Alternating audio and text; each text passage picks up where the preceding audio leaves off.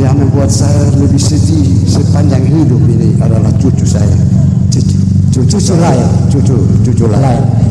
Itu kira-kira dihabisinya itu pada saat dia baru 11 bulan. Itu yang saya sedih. Dan kesedihannya sepanjang hidup saya. Kecuali saya sudah untuk kesehariannya dia ini memang anaknya agak tertutup ya. Kalau itu untuk masalah pribadi ya. Almarhumah tanggal 27 Agustus ya, 27 Agustus itu sempat kita bertemu karena saya setiap pulang kerja saya mampir di rumah bapak mama. Iya.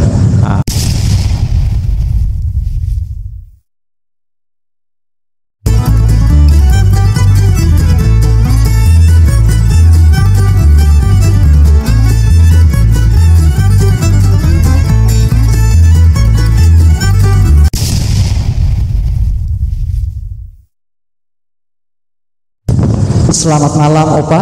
malam. Opa dengan Opa siapa nih? Dengan Bapak Manafe. Bapak Saul Manafe. Bapak pertama kita Titus Jami dari Om Boban Channel turut berduka cita yang mendalam atas kejadian ini Bapak. Terima kasih. Kiranya keluarga besar diberi kekuatan dan ketabahan dari Tuhan. Bapak sedikit dulu Bapak. Tanggapan Bapak dengan sekaligus harapan untuk kasus ini. Jadi saya sebagai opa kandung daripada cucu korban, tentunya mewakili seluruh keluarga Manafe di Nusantara ini. Kita punya harapan itu jika terduga calon pelaku ketika sudah lengkap bukti-bukti untuk boleh menahan untuk proses lebih lengkap, itu harapan kita. Dan kalau bisa kita tidak intervensi memaksakan pihak penyidik, tetapi harapan itu merupakan harapan kalau bisa dicepat-cepat sedikit Penanganan kasus ini. ya. Memang kita pahami penjelasan secara hukum dari pihak Polsek, kita pahami, sehingga kita juga mengikuti aturan yang ada, yaitu kita harus menunggu DNA, itulah kunci. Namun sekarang DNA sudah ada, maka harapan kami yang lebih mendalam itu adalah Bapak Kapolsek dan jajarannya, Bapak Kapolda bersama jajaran, Bapak Kapolresta bersama jajaran menolong kami untuk bisa hari ini bisa menjadi terang benderang. Dan yang berikut, jika memang terbukti benar-benar terduga calon pelaku dan orang-orang di bawah itu, jika diketahui secara hukum mereka juga turut di dalam satu perencanaan, maka harapan kami keluarga besar mereka itu dikenakan hukum merata, baik dari sumbernya maupun eksekutor, itu kita minta hukumnya harus sama ratakan, karena kita keluarga sangat sedih. Yang membuat saya lebih sedih sepanjang hidup ini adalah cucu saya. Cucu lain. Itu kira-kira dihabisinya itu pada saat dia baru 11 bulan. 11 bulan. Karena 21 Oktober itu baru genap 1 tahun. Itu yang saya sedih. Dan kesedihannya sepanjang hidup saya. Kecuali saya sudah mati. Kalau saya masih hidup, ketika saya lihat fotonya langsung saya bersedih. Itu ya harapan saya itu, hingga saya minta keluarga besar minta supaya mereka dihukum mati. Kalau memang tidak sesuai itu, kalau aturan bilang hukum mati, bukan kita memaksakan, tapi aturan bilang hukum mati. Karena kami juga mengikuti bahwa persoalan itu ada juga dihukum mati. Kenapa ini tidak? Nah, kalau memang hukuman setiap tingkat pengadilan lalu tidak memuaskan kami keluarga, malah jelas kami keluarga tidak sama sekali tidak setuju, tidak mengakui itu keputusan. Karena menurut kami jika terjadi demikian, maka jelas itu keputusan itu tidak adil. Kami minta seadil-adilnya, dan kami juga berdoa kepada semua aparat hukum, berdoa supaya kasus ini bisa menjadi terang benderang secara adil, supaya kami keluarga juga puas. Dan sesungguhnya kami keluarga juga membantu keluarga lainnya, sampai mereka sudah emosi, tapi kita bendung mereka. Bahkan kita dengan keluarga kita baku ikut di rumah itu, kita baku ikut. Ada yang mau cepat, saya bilang kita tunggu saja hukumnya, serahkan ke pihak polisi berwajib. Ya. Bapak terakhir, Bapak, ceritanya di balik kotompung kegiatan empati berduka cita bakar 1000 lilin di depan kantor Gubernur NTT. Ceritanya siapa yang hubungi Bapak, keluarga besar? Itu Jeremy Lena. Itu dari saya juga tidak sempat tanya nama kita. Tapi mereka hubungi keluarga besar. Ya, itu hubungi kita di rumah. Minta persetujuan atau izin untuk melakukan kegiatan pembakaran lilin 1000 lilin. 1000 lilin. Dan dari sini akan ke TKP. Itu izin yang kami setujui itu. Setelah keluarga besar berembuk dan dikasih persetujuan. Ya, izin. Dan kami merasa bahwa kami saja belum berpikir bahwa bakal lilin di sini, tetapi kami bersyukur bahwa ada perhatian dari rasa empati terhadap kita, sehingga kami lebih mengucap banyak terima kasih. Bapak, terima kasih untuk waktunya. Sekali lagi Beta Titus Jami dari Omboban Channel berbelasungkawa turut berduka cita yang mendalam untuk keluarga besar. Selamat malam, salam. Terima kasih. Ya, assalamualaikum.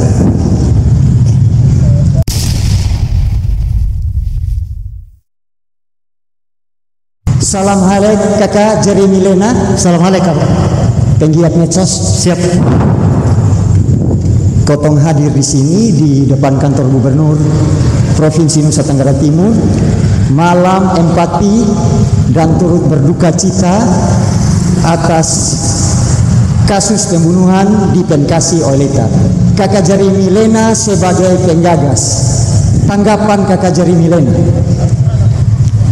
atas kasus ini? Kita percayakan semua kepada APH, semoga masalah ini cepat terungkap siapa pelakunya. Kakak punya respon terhadap ini kasus, latar belakangnya niat kau bikin gagas ini kegiatan ini malam pembakaran 1000 lilin ini, itu karena mana ceritanya? Saya lihat pembunuhan ini sangat tragis, Pak. Jadi saya rasa terpanggil lah untuk buat gagasan 1000 lilin. 1000 lilin. Ya, sama buat petisi. Petisi? Ya. Petisi. Dia pun cara menghubungi lewat medsos. Siap. Lewat medsos. Siap. Sambutan? Saya pertama ini posting, terus ada anggota yang dukung, anggota grup yang dukung, terus ada. Ini di grup mana nih? Flow Bamora Tabongkar. Flow Bamora Tabongkar. Terus ada respon dari Om Glenn Tsunami atau Glenn Zacharias untuk minta izin ke Bapak korban, keluarga korban. Ketika minta izin di keluarga korban sangat mendukung dan minta kalau bisa media juga ikut liput. Dan harapan saya kita doakanlah semoga proses penyelidikannya cepat ungkap siapa pelaku sebenarnya. Terima kasih Kakak Jeremy, the power of netizen, kekuatan netizen ini. Terima kasih waktunya Kakak Jeremy Lena. Siap. Di Omboban Channel. Assalamualaikum.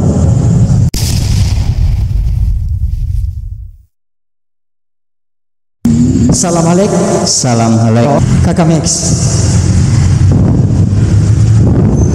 tanggapan Kakak Max untuk ini kasus. Baik, selamat malam warga Kota Kupang. Terkait kasus yang saat ini terjadi di Kota Kupang, yang mana kasus tersebut adalah pembunuhan sadis terhadap ibu dan anaknya, yang sampai dengan saat ini masih misteri. Jujur, secara pribadi beta sudah mengenal korban ini siapa, tapi secara kemanusiaan kami turut berduka atas kejadian yang mau dibilang sangat biadab yang dilakukan oleh manusia psikopat yang tidak punya hati nurani. Artinya dalam kasus ini saya melihat bahwa tingkat cinta kasih antara sesama yang ada di Kota Kupang sangat menurun sekali. Berkaca dengan kejadian yang lalu terjadi, yaitu Pinus Perko, sebenarnya hal itu menjadi satu pembelajaran bagi kita semua untuk lebih mencintai sesama. Tapi dalam kasus ini saya melihat bahwa pelaku sangat tidak manusiawi sekali, yang tega membunuh ibu dan anak yang baru berusia 1 tahun.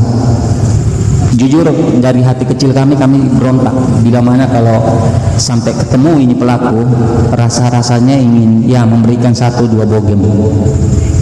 Mungkin ini dari beta seperti itu. Terakhir Kakak Max, harapan Kakak Max terhadap penanganan ini kasus.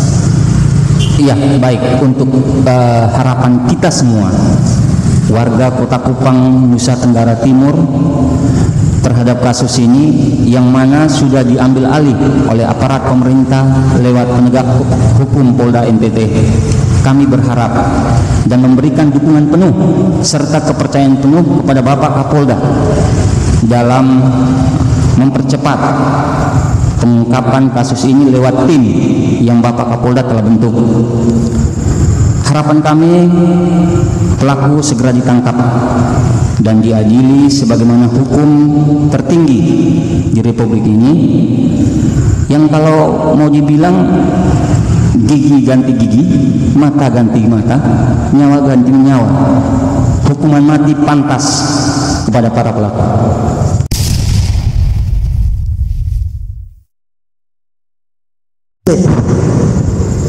Kakak Yepung, tanggapan tentang kasus Penkasi ini. Tanggapan beta ini simpel sahabat. Kalau menurut beta bahwa terkoyaknya rasa kasih di Kota Kasih. Terkoyak kasih di Kota Kasih. Terkoyaknya rasa kasih di Kota Kasih. Bahwa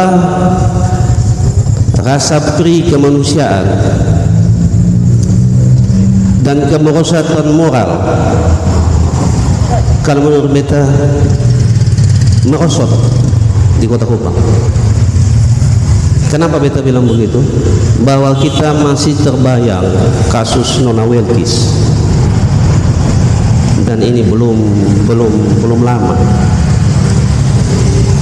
terjadi kasus pembunuhan, dan itu sangat mencederai rasa pri kemanusiaan kita. Dan tidak seberapa lama terjadi lagi kasus seperti ini, yang kalau menurut beta adalah lebih sadis lagi, bahwa anak kecil, balita yang belum tahu apa-apa menjadi korban pembunuhan. Itu menurut beta. Jadi beta berharap sih bahwa meminta kepada penegak hukum untuk bisa mengungkap kasus ini secara terang benderang dan memproses semua yang terlibat, baik pelaku maupun yang tidak terlibat secara langsung, untuk mendapatkan hukum yang seberat-beratnya. Itu menurut saya. Dengan sekaligus harapan KKYE terkait dengan penanganan kasus Penkasi ini. KKYE terima kasih kau hadir bersama sebagai rasa empati, berduka cita yang mendalam, kiranya keluarga besar diberi kekuatan dan penghiburan oleh Tuhan Yesus. Ya, itu harapan kita bersama. Terima kasih Kakak Yefta Soai untuk waktunya. Sama-sama. Ya. Assalamualaikum Bapak. Ya.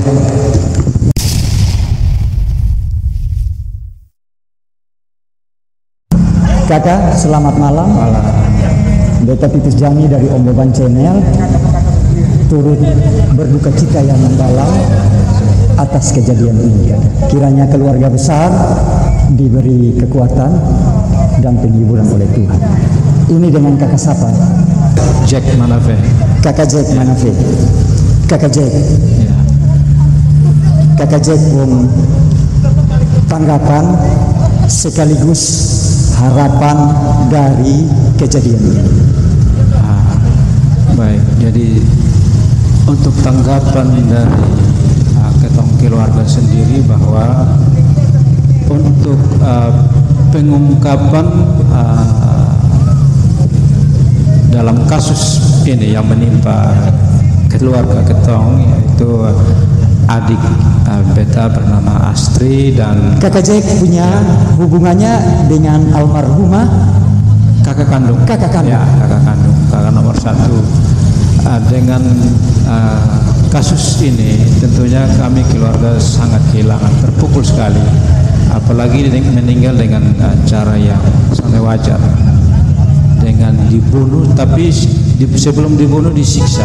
Karena kondisi fisik jenazah kita melihat bahwa ada kekerasan, sekaligus anaknya yang baru berumur kurang lebih 1 tahun, bayi lahir. Iya, baru 10 bulan waktu keluar dari rumah, itu juga mengalami kekerasan yang sangat-sangat sadis, tidak manusiawi, sehingga ketong keluarga sangat marah. Tetapi ketong bersyukur karena dengan adanya proyek penggalian pipa, mungkin itu karena jalan Tuhan, sehingga jenazahnya ditemukan, dikuburkan dalam lubang bekas galian saluran air, ditaruh di dalam kantong plastik sama seperti hewan. Ini yang kami keluarga sama sekali tidak bisa menerima. Dan lewat kerja keras polisi, dalam hal ini pihak Polsek Alak sudah bekerja secara maksimal. Walaupun banyak sekali tanggapan di luar bahwa polisi terkesan lambat, tetapi setelah polisi berbicara secara intens dengan kami keluarga besar, memang ternyata dibutuhkan hal-hal yang kaitannya dengan ilmu kepolisian. Itu teknis sekali yang terkadang kita tidak bisa memahami sampai situ.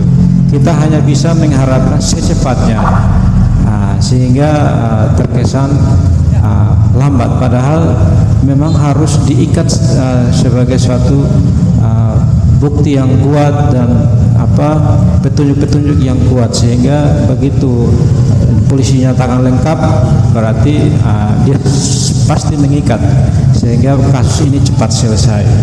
Dan puji Tuhan untuk hasil DNA-nya sesuai janji polisi 2 minggu, dan tepat 2 minggu hasilnya ada. Dan itu pergumulan yang sangat-sangat luar biasa dari kami keluarga, karena terus terang secara jujur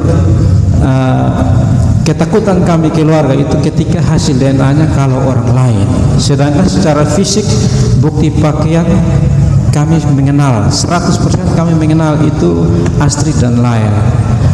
Tetapi secara hukum ini harus dibuktikan. Kepastian lewat DNA. Ya, lewat DNA, sehingga sampel mama dan bapak diambil ketika laporan awal kami berikan ke polisi, dan itu dikirim ke Jakarta, forensik Jakarta, dan hasilnya tepat 2 minggu kami terima.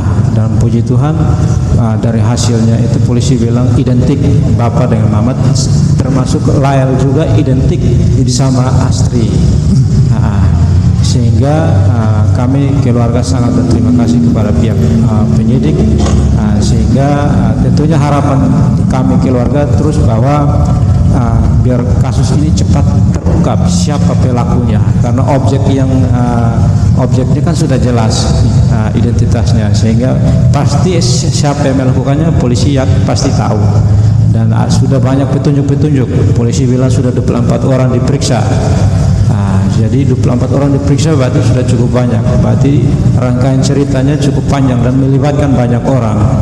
Tinggal kita menunggu hasil rilis dari polisi secara resmi. Jadi kita keluarga tentunya berharap supaya cepat, karena kalau lambat ya jadi pertanyaan dari keluarga, kenapa sampai lambat? Jangan sampai pelakunya sudah lari jauh atau bukti-bukti lain sudah hilang atau saksi diteror dan bahkan saksi jangan sampai mengundurkan diri. Ini yang menjadi ketakutan keluarga lagi, sehingga untuk mempercepat semua itu tentunya kami juga mendukung polisi. Kami mendukung pihak Polsek, Polresta sama Polda, karena Pak Kapolda sudah membentuk tim khusus untuk usut cepat kasus ini, dan tentunya kalau sampai sudah ditangani oleh Polda berarti harapan kami tentunya harus lebih cepat. Dan kami berterima kasih kepada pihak kepolisian, kemudian masyarakat Kota Kupang pada umumnya yang terus memberikan empati kepada kami keluarga. Terbukti malam hari ini aksi 1000 lilin, kami sangat terharu.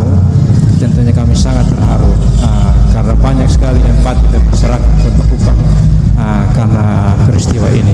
Dan tentunya teman-teman media dan teman-teman ormas yang sampai saat ini masih terus memberikan support bagi kami dan mendukung, sehingga kami hanya bisa mendoakan kiranya teman-teman ormas media semua diberikan kesehatan dan terus diberkati untuk masyarakat Kota Kupang. Tentunya bukan hanya kami melihat malam hari ini semua ormas media bukan untuk kami sendiri, tetapi untuk Kota Kupang.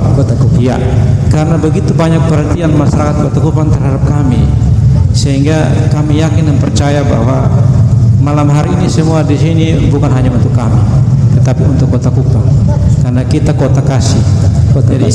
Jadi ini harapan kami, dan sebagai wujud syukur kami tentunya kami juga mendoakan teman-teman media semua supaya tetap diberikan hikmat, supaya terus mendorong pihak kepolisian untuk terus bekerja walaupun siang dan malam sampai kena jari lela, tetapi tetap supaya kasus ini terungkap.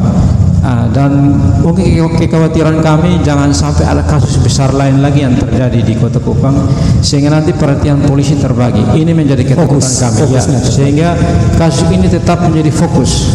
Karena kalau ada masalah baru yang timbul dari kejadian ini, maka otomatis perhatian polisi terbagi. Ketika terbagi, maka tentunya kami juga mendapat atensi yang kurang, sehingga kami sangat berharap kalau bisa jangan sampai ada yang terpancing dengan isu-isu atau berita-berita di media sosial terus melakukan langkah-langkah yang di luar hukum. Ini yang kami takut di situ. Tentunya kami berharap kalau bisa janganlah. Jadi pada malam hari ini saya atas nama keluarga menyampaikan kepada masyarakat Kota Kupang pada umumnya, marilah kita jaga Kota Kupang supaya jangan sampai terjadi aksi-aksi yang karena sangat empati dengan kami keluarga, sehingga berani melakukan hal-hal yang di luar hukum. Ini yang kami harapkan, apalagi sedikit lagi kita mau Natal, sehingga kami mengharapkan supaya jangan sampailah. Dan kepada pelaku kami pesan kepada pelaku bahwa kami ampuni pelaku, siapapun kamu dan berapa banyak orang kamu, tetap kami mengampuni. Kami tidak marah, tetapi kami minta supaya ketika masuk dihukum secara hukum, maka bertobatlah, jangan sampai keluar terus nanti bikin ulah lagi. Tapi kami yakin bahwa pasti kalian dapat hukuman yang paling berat, itu pasti, karena ini menurut kami ini sangat sadis, sangat tidak manusiawi. Kakak punya ingatan terakhir, minta maaf. Hari terakhir almarhumah dengan baik, ada ingatan terakhir, kakak? Ada, jelas.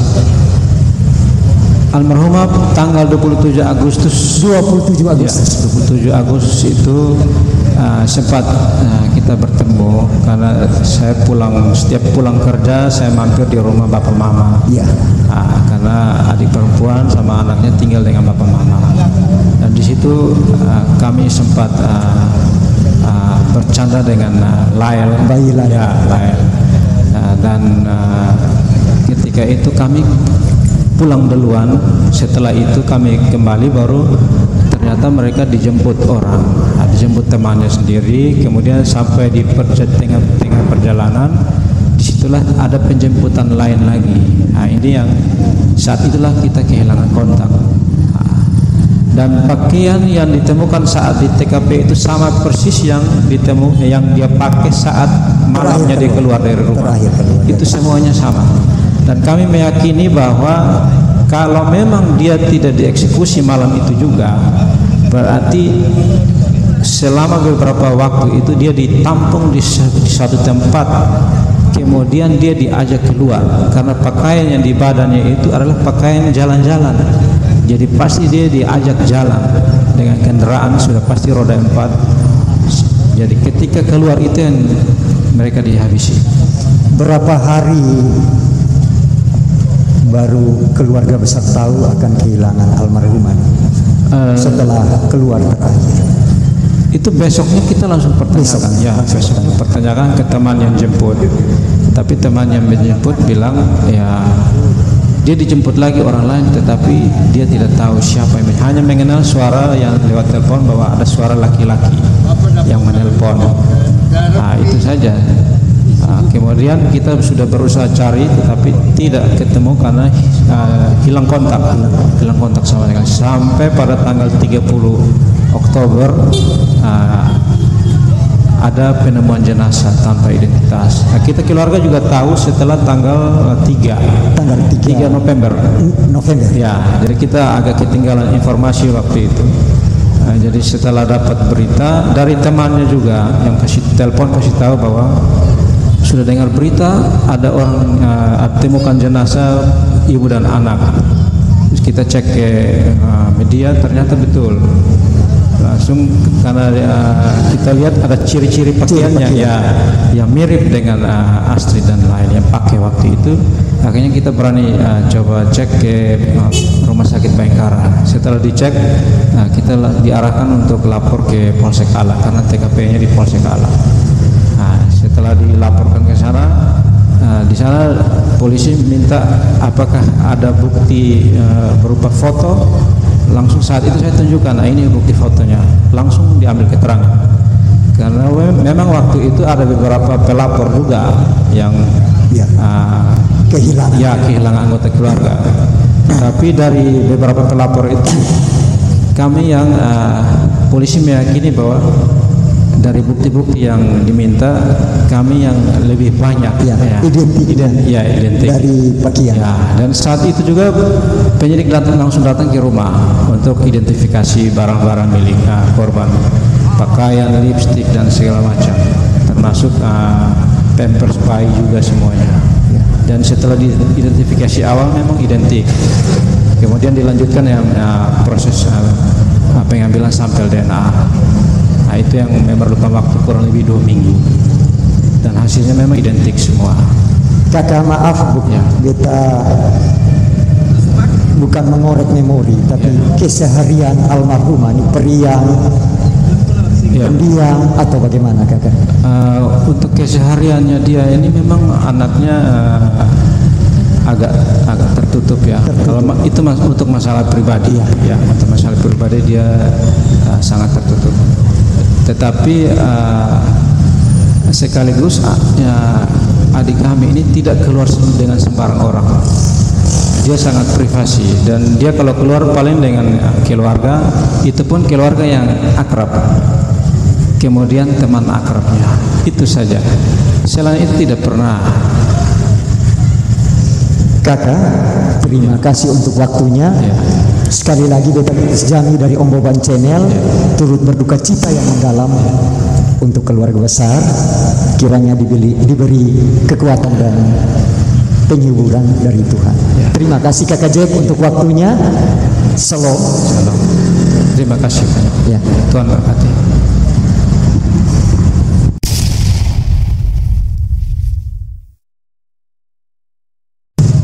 Salam alaikum kakak. Ya.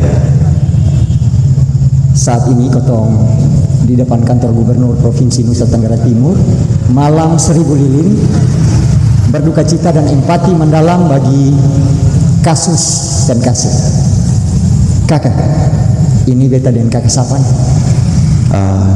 Nama saya kalau nama lengkap Paulus Natalis Gaa, tetapi Siapa kakak? Paulus Natalis Gaa. Paulus Natalis Gaa. Kalau nama panggilan sering, kalau di keorganisasian saya Natalis. Kakak dong dari Ormas Garda Triple X Pulau Bamora. Pulau Bamora. Ya. Kakak sedikit info. Ormas ini apa? Kotong belum tahu toh. Secara garis besar Ormas ini dari mana-mana saja, kalangan mana saja yang jadi anggota. Kakak bisa jelaskan sedikit. Kita ini dari keorganisasian adalah warga binaan.